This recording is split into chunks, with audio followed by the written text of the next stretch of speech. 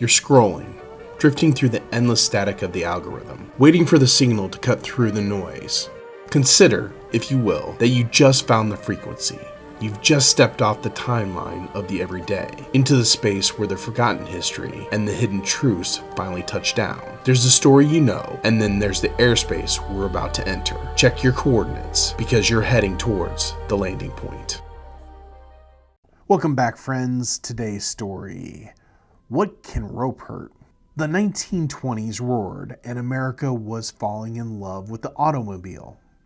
But there was a persistent problem. Early car engines were plagued by a loud, destructive knocking sound.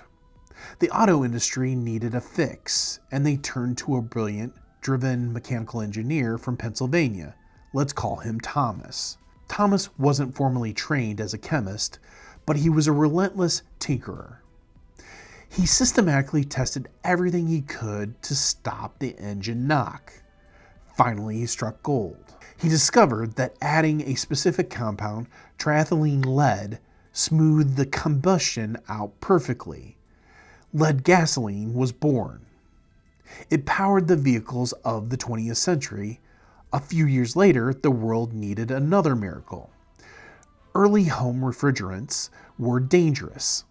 They relied on highly toxic, flammable gases that occasionally leaked, causing fatal explosions in kitchens. The public was terrified. Once again, the industry called on Thomas. Within days, Thomas invented the first chlorofluorocarbons, CFCs. You would come to know them as Freon. To prove it was safe for home use, Thomas famously stood before a crowd of skeptics, inhaled a deep lungful of the gas, and blew it out over a candle. It was a non-toxic, non-flammable, and it made modern refrigeration and air conditioning possible. Thomas was a hero of modern industry. He held over 100 patents. He received the highest medal in chemistry. A celebrated environmental historian would later remark that this one man had more impact on Earth's atmosphere than any other single organism in history. But the chemicals, they didn't get him. In 1940, at the age of 51, Thomas was struck by a devastating enemy he couldn't engineer a way out of: polio. The disease left him severely disabled, paralyzed from the waist down, and largely confined to a bed. But remember, Thomas was an inventor at his core. He refused to be helplessly burdened by caretakers. If his body wouldn't move, he would build a machine to move it for him. He designed a complex, highly efficient system of ropes, pulleys, and harnesses rigged securely over his bed. With this mechanical marvel, he could pull himself up, shift his weight, and allow his nurse to change his sheets with ease. It was his final stroke of genius, a triumph of the engineering mind over his failing body.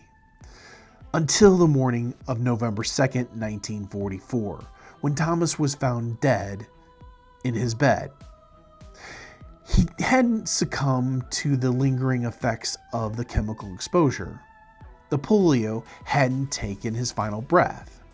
Instead, somehow in the quiet of the morning, the intricate web of ropes and pulleys he had rigged to grant himself a measure of freedom had become hopelessly tangled. The ropes had wrapped tightly around his neck. The visionary who changed the air we breathe with a chemical miracle was quietly strangled to death by his own mechanical invention. His name, sometimes misrepresented in history books as McGill, was Thomas Midgley Jr. And whether you realize it or not, this is the landing point. Viewers, thank you for watching today, The Landing Point. We really appreciate it. I'd like to take a moment to thank our sponsor, Roadrunner Real Estate. They are a full-service real estate company doing both commercial and residential real estate. They can help you buy, sell, or even lease your properties. So if you're in the market looking for a real estate company, please go out and give them a call. They'll happily help you today. The next thing I'd like to talk about is our social media. Obviously, we have YouTube if you're watching that today.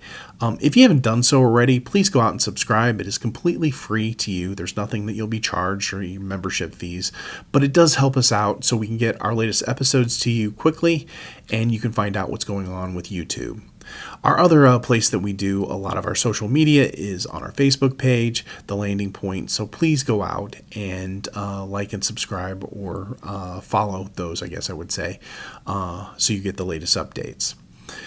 If you're a person that likes to listen to stories as you're out on the drive, we have our podcast. You can find The Landing Point out there, and it can be on most services. So once again, thank you for watching The Landing Point, and we look forward to see you on our next story.